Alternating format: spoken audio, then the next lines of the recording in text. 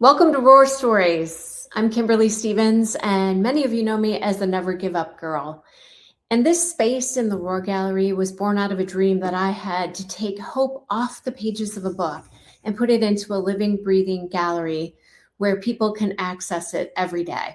Here we plant seeds after victories, and we plant those seeds of hope for people when they need it, because the human race was never meant to be run alone. And today, we're adding another legacy of hope to this gallery. I'm really excited to bring my niece, my cousin, we're not sure which, but someone who's very dear to me to the stage in just a minute. But first, before you meet our guest, if you have not yet, please subscribe to this Roar Gallery. And if you enjoy Kaitlyn, please like and share this episode. So let's bring Kaitlyn Parrish to the stage. Welcome, Kaitlyn. Hi. Thank you so much for being here. Of course. So tell us a little bit about who you are, where you're from, and maybe give us a snapshot of what your life looks like today. Of course. Hello, everyone. My name is Kaitlyn Parrish. I am 23 years old. I am originally from Orlando, Florida, but I went to college in New Jersey, and I am in Raleigh, North Carolina now. Highly recommend it. Beautiful city. But I am currently getting my CPA license. I just graduated in May from Rutgers with my accounting degree, and I also played college volleyball up there. So it's kind of a little snapshot about me, but it's pretty awesome. And in spite of, or in addition to, I should say, all of those accomplishments, you are also dealing with a chronic illness. Yes. So I started dealing with it in, I want to say, the end of 2023, but I officially got diagnosed in July or August of 2024. And long story short, I had food poisoning, went to the hospital, contracted a bacterial infection called C. diff for short. I'm not even going to try to pronounce the full name because I know I'm going to mess it up, but C. diff is like the short name of it, but I had no idea that I had C. diff. So I went 3 months undiagnosed with it, and I lost a bunch of weight. It was about like 45, 50 pounds. All throughout this, I'm going to doctors. They're telling me that it's anxiety. They're telling me that it's an eating disorder and food poisoning, all of this. And the post-infectious irritable bowel syndrome, I didn't even know that was the thing. So they're giving me all of this, and I'm just sitting here like, okay, so what is this? My mom flies up there, takes one look at me and how skinny I am. And I mean, I'm almost 6 feet tall, and I'm pretty muscular normally. I had no muscle on me. We fly home to Florida, figure out the C. diff. I get fixed out, and then turns out that was end of April, May. I don't get diagnosed with the gastroparesis until August. So, Wow. yeah, it was a crazy cycle. But gastroparesis, for people that don't know, it's stomach paralysis, gastric mobility for short, but I kind of just tell people it's stomach paralysis. So when we were talking before we actually hit the record button, you were saying that the real victory that you're talking about today was actually getting a diagnosis. Yes. So, like I said, they were telling me so many different things. Where I lived in Jersey, it was right on the border of Jersey and PA. So, I was going to doctors in Jersey and doctors in Pennsylvania and Philly and doctors in Florida. And with all those doctors, I probably went to about 4 or 5 different ones. They all told me something different. And the eating disorder one threw me for a loop because, girl, I love to eat. So if anyone knows me, I love to eat. So between that, them telling me that it's anxiety, and them just giving me these generic responses and not actually like looking at me and figuring out what's wrong with me, when every appointment I'm losing 5 or 10 pounds. So I'm calling doctor's appointments or offices every day and being like, get me in, get me in. It definitely annoyed a few people. But at the end of the day, which I told you this as well, you need to be your own self-advocate. If you know something's wrong with you and you know your own body better than anyone else does, you need to fight for yourself. And that's what I had to do. So that's kind of how I ended up getting the diagnosis. It took one doctor to finally listen to me and believe in me. And it was a doctor in Philly that figured it out. So then honestly, I owe it to her for, I don't want to say curing me because it is a chronic illness, but for helping me live somewhat normal of a life now. That's awesome. And so there's so many little nuggets in there. I want to just kind of back up. So the victory that we're talking about today is actually getting the diagnosis and learning to live the new normal. Mm-hmm. And the obstacle was just filtering through the information and learning to advocate for yourself. Talk a little bit about that, because you're 23 and you're very poised and you're very successful. But what was that like, learning to advocate for yourself? Well, part of it was, I mean, I lived in New Jersey. I mean, like the entire family's in Florida for the most part. It's Yep. Florida, Chicago, North Carolina, and my dad's in Texas. So it's like I was by myself up there. And at first it was like, okay, I'm the type of person that does not like to cause conflict. I will go there if someone's yelling at me, I will just take it, sit there and nod. Like, okay, cool. And I realized that I can't do that because if someone's going to go and, walk all over me when it comes to my own body, my own health, I can't let them do that because it's not going to get me the answers or the results that I need to figure out a solution. And by that, it took me the eating disorder diagnosis for me to kind of figure it out. Because obviously, if every time I eat something, it's, I'm throwing it up. It's not like I'm going to go and purposely try to make myself do that, but it's just that I can't process any food.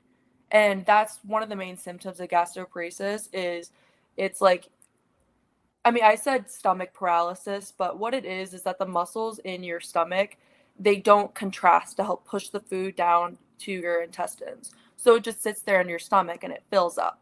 So you have all this food sitting here, you're trying to put more food down, it only has one place to go and that's out.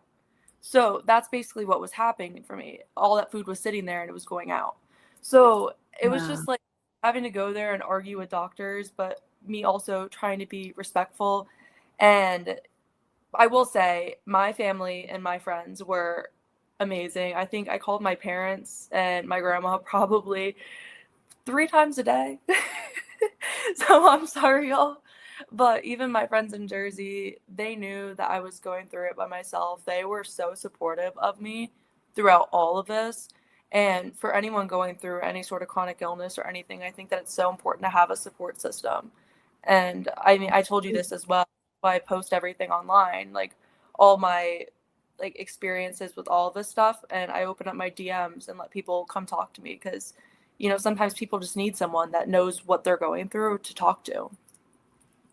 Yeah. And again, you're just saying so many profound little nuggets. But, so you had this obstacle.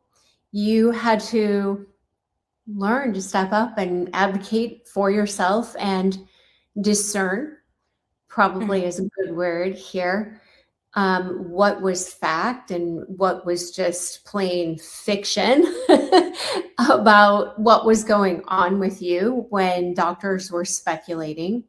Hmm. And then you took action. You reached out to your friends and family when you were feeling low.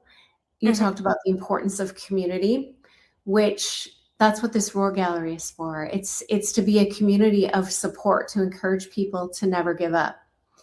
Hmm. And so you're touching on so many amazing points. And eventually you got to this place of the new normal. And now you have a diet that's helping you Yes. manage. And what are Yeah. some of the things that you do to cope with it now so that you're not as sick? So to begin with, like when they started with the diet, it's very, very bland. It's a low fat, low fiber. They want you to have less than 5 grams of fat and fiber per serving of food, which when you think about it and you actually That's look hard. down, even a box of Cheez-Its, you can't even have one serving of that. And I remember like just even looking at the grocery store, looking at like the serving stuff, and I'm like, Yeah. wow, what am I supposed to eat? So my mom mailed me a bunch of gastroparesis cookbooks off Amazon. I met with a dietitian, and which I'd also talked to you about, like the location of me being diagnosed, like being outside Philadelphia, was perfect for me because there's so many opportunities with doctors, and there's just a lot going on up there in the Northeast. But I had a lot of opportunities that I wouldn't have had in other places to meet with doctors, like a gastroparesis dietitian. I don't know where else you could find that. And I know there, Yeah. so that helped me a lot. But now I have to limit having raw vegetables because those are hard to digest because the amount of fiber in it. Yeah. And also, like for me, I limit dairy. Some people with gastroparesis, they can have dairy. I really can't. And it's just about figuring out what your trigger foods are, which can take a little bit. So, Yeah. It's amazing. Once you kind of created this new normal, did you do anything to celebrate? We know you didn't go to an expensive restaurant and order a huge meal. so it was kind of like the little things. So Yeah. which I had told you about, and I mean, obviously, you also being in my life throughout all of this too, you probably saw a little bit, but with each little thing, I mean, I ended up moving home, so me celebrating that, like, okay, I didn't have the C. diff anymore, was me moving back to Jersey and trying to live like a normal life, and then me, finally getting diagnosed, me celebrating that was going back and actually having in-person classes and living a normalcy that way. And I think me celebrating was me trying to get back normal and normal. And now that I'm back normal, me celebrating is just like me living my life as normal as I can and just trying to forget the fact that I do have a chronic illness, but also going out and spreading awareness about it because so Yeah. many people don't even know it's a thing. I mean, I didn't know it was a thing.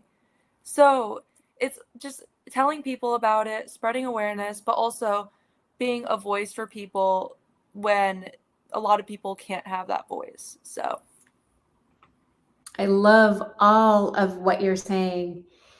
thank you. Um, when things get hard, what's your go-to thing?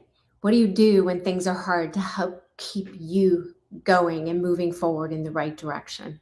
You mentioned some of those things with your Yeah. family and your So friends. my family and friends are super big for me. I mean, especially like my parents and my grandma being huge ones for me. But Mhm. also, I like to think about the worst day in my life. And if whatever I'm going through isn't as bad as that day is, then I'm good. And then I also like to think about the worst day someone else is going through in the world. And if it's not as bad as that, I'm good. So I just try to think about it that way, and specifically with the worst day I've gone through. And I know that if I got through that day, I can get through any other day. Same thing with like the worst day someone else has gone through. Like if they got through that day, then I can get through my worst day as well. Yeah, Mel Robbins has a saying, and I love it, and I repeat it all the time, but she literally says often, "You've already survived 100% of your worst days. Look at you." And I love that saying. It's like, oh, I have. And and we're here today talking about never give up, Hmm. never give up. And all of this is exactly what we do at Extend the Rose. It's about being a champion for each other and a champion for people that we know and love. And speaking about being a champion, we actually have an amazing opportunity through Extend the Rose for people to champion kids and families in the hospital.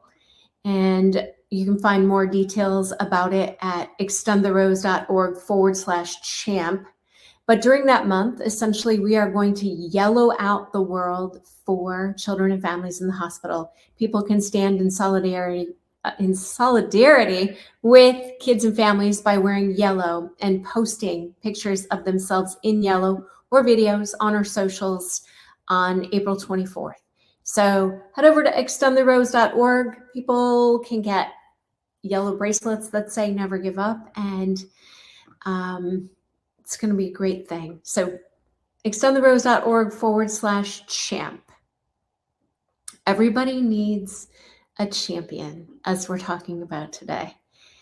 And, again, reflecting on the things that you've said, Kaitlyn, and knowing your grandma very well, I would say that she was probably a pretty amazing champion for you. Oh, was she? Are you kidding me? She flew up to go to my doctor's appointments with me. Yeah. And I think, honestly, her and my mom they both were alternating at one point coming up to my doctor's appointments with me as well. So, and I mean, those are two, as you know, very, very strong, powerful women, and I wouldn't be Yes, where I they am. are. So, I mean, I owe who I am to them. So, It's pretty amazing. And I'm so glad that you had those champions in your life. Because again, the human race is not meant to be run alone. exactly. So thank you so much for being here. Just want to Thank you ask you, yeah, I want to ask you one final thought. What advice do you have for somebody who's still in the fight, who wants to give up? Like, what would you say? I mean, this is going to sound so generic, corny, whatever you want to say, but there is light at the end of the tunnel, at the end of the rainbow, whatever you want to say. But I mean, you just have to look at it like if you give up, you're never going to know what's at the end.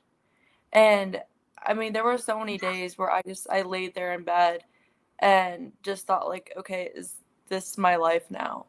And I know that there's people like in my TikTok DMs and comments, and they're like, I'm in the hospital and all this stuff. And believe in God, you don't have to believe in God, but you also have to remember, like, if you do believe in God, that He does have a plan for everyone.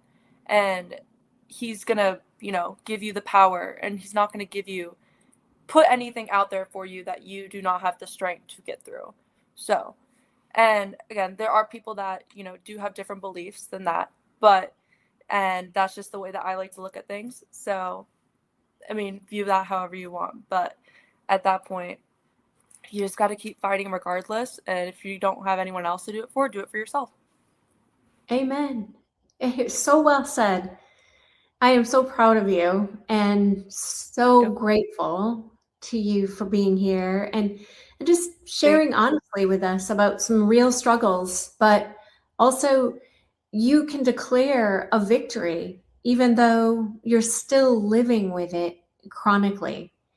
And that's a real testimony to your gratitude and to your two champions, your mom and your grandma, and the community of your friends and family.